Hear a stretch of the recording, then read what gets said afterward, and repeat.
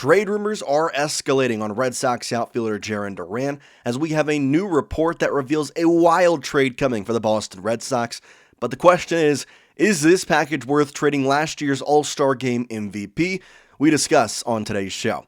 Welcome into Red Sox Digest, everybody. I'm Jace Andrews, and we appreciate you taking the time out of your day to join us here. We all know the Red Sox outfield is definitely a packed house. From Jarren Duran, Roman Anthony, Wilyer Abreu, Ceddanne Rafaela, and even Masataka Yoshida. You bring in there Rob Refsnyder as well. There is not much space when the Red Sox technically have 7 outfielders on their roster. So what's to do? Well, likely a trade will be coming for either Wilyer Abreu or Jarren Duran.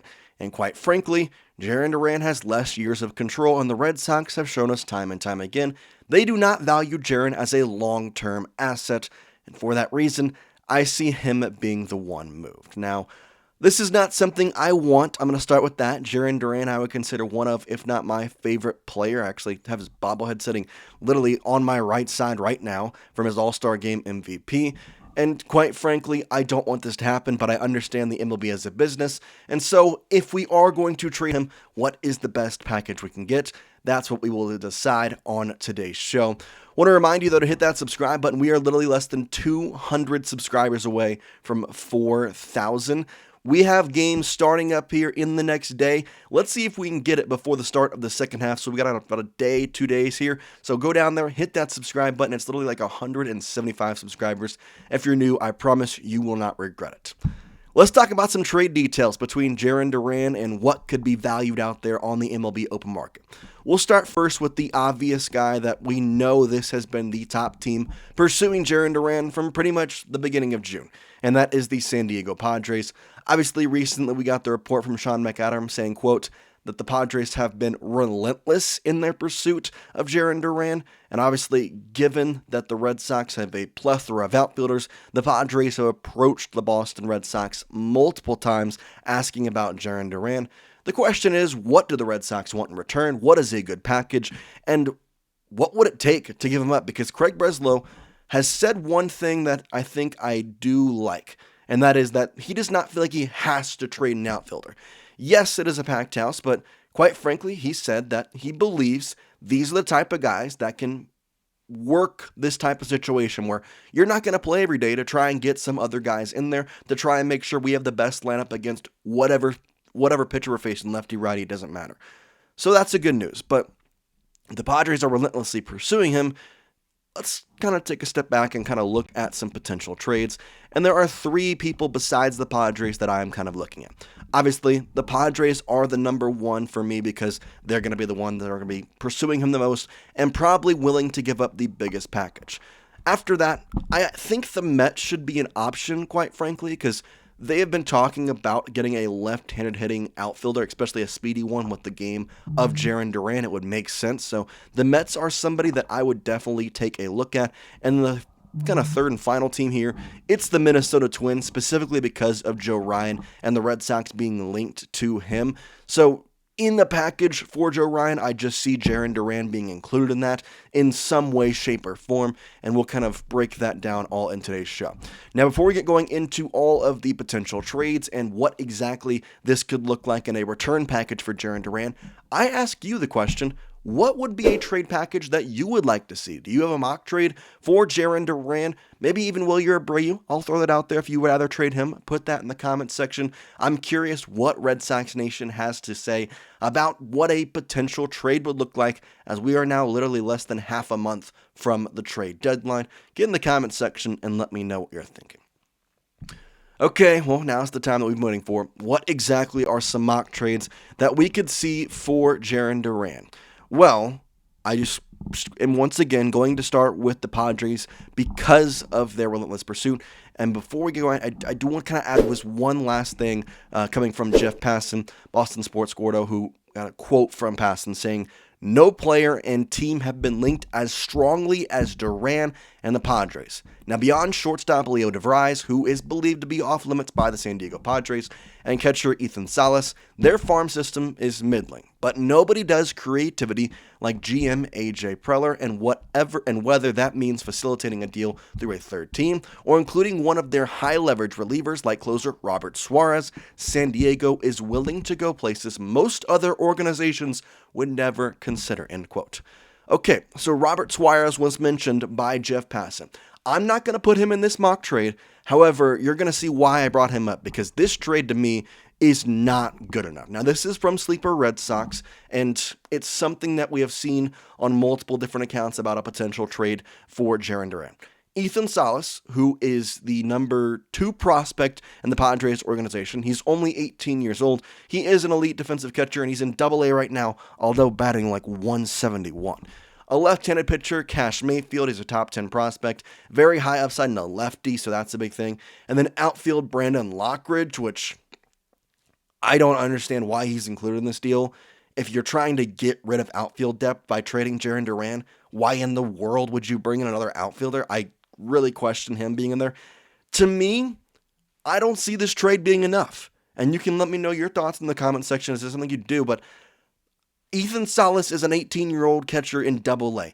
I don't have enough faith in that to become something, especially when we have Carlos Narvaez, who is a rookie, by the way. He has 6 years of him, and for whatever you think about Connor Wong, whatever, he's still here. Cash Mayfield is a great prospect. I'm not going to say anything about him. Obviously, high upside lefty. He does have a lot of interesting mixes, that I like to see. And then Brandon Lockridge, I don't care. So, personally, I don't think this is enough for me to trade him. If I were to trade Jarren Duran to the Padres, I would go up and say, here's what you're going to have to give me, or we're not giving him to you, because you want him more than we want to give him away. You're going to give me Ethan Salas, you're going to give me Ranger Suarez, and you're probably going to have to give me another prospect. It doesn't have to be the guy that I just mentioned. Obviously, I think pitching is something the Red Sox like, but they also just drafted a bunch of it, so maybe go down and find somebody else. I don't know, but in my opinion, that's what it's going to take. I would even say Ethan Salas and Ranger Suarez would be a formidable deal if it comes down to it.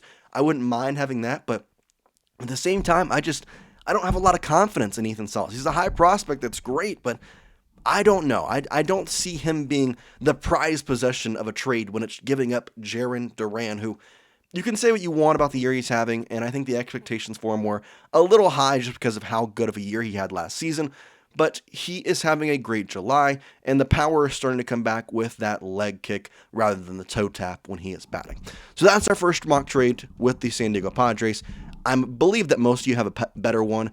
Also, just want to prove it, 188 for Ethan Salas? Come on, guys. Really? I get he's a great top prospect, but he's also 19. Whatever. It's not good enough for me to give up a player to the caliber of Jarren Duran. So, okay, let's go to the next trade. What about the Mets? Could that be something we've seen? Because we talked about them a little bit early on, but what would a trade look like with them? Well, here's something by Bleacher Report that they came up with. Sleeper Mets kind of aggregating it onto Twitter. And Jarren Duran would go to the Mets, and in return, the Red Sox would receive Mark Vientos, Brandon Sprout, which is the Mets' number 1 prospect, and shortstop Jesus Baez, which is the Mets' number 4 prospect. Now, this is a much more formidable deal. I don't know what I'd do with Mark Vientos.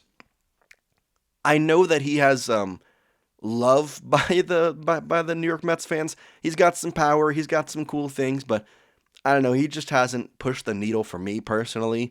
And maybe that's just because I don't watch him every day, but that's just the way I see him. Brandon Sprout, though, I have been paying attention to since he was drafted.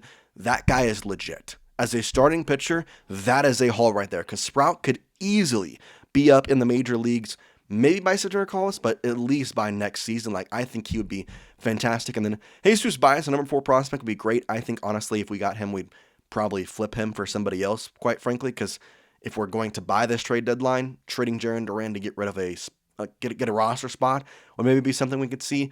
But also in that situation, I'm not taking Mark Vientos.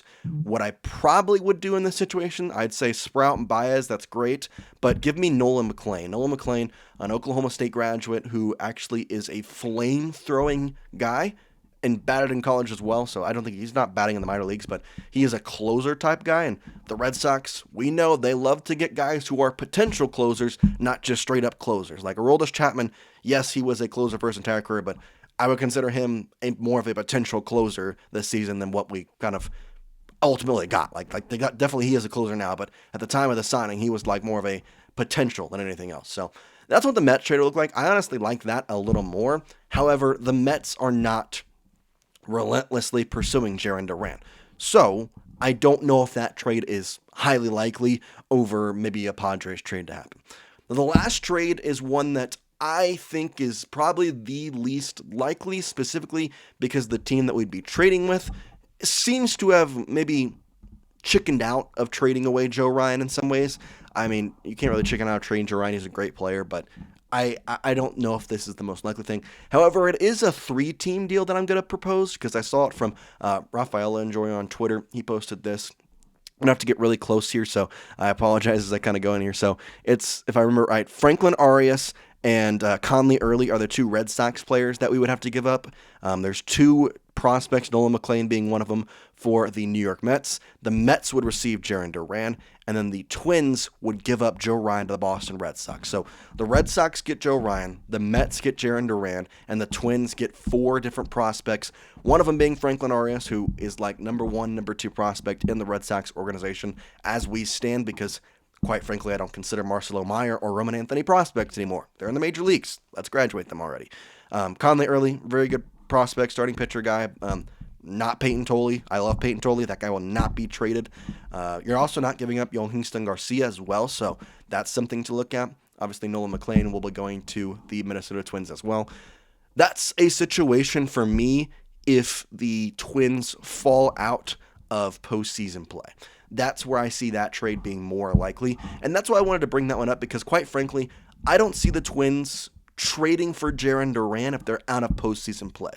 Yes, you have 2 years of control, but I don't know if that's like the move of like, oh, we're going to try and trade for a major league star player, but also give up our star pitcher. Like that just is kind of a weird trade to make. So this one makes more sense where they're getting prospects for future development and future seasons and more control, quite frankly, rather than getting Jarren Duran, who, yeah, would help them out, and I'm sure we'd add prospects to that deal, but it just doesn't make sense. If you're going to be out of the postseason race and be sellers, you're not going to buy Jarren Duran. That makes no sense. So that's why I threw up that one, and quite frankly, why I think if the Twins were to give us Joe Ryan, it would probably be something of a 3-team deal, / we would give them prospects.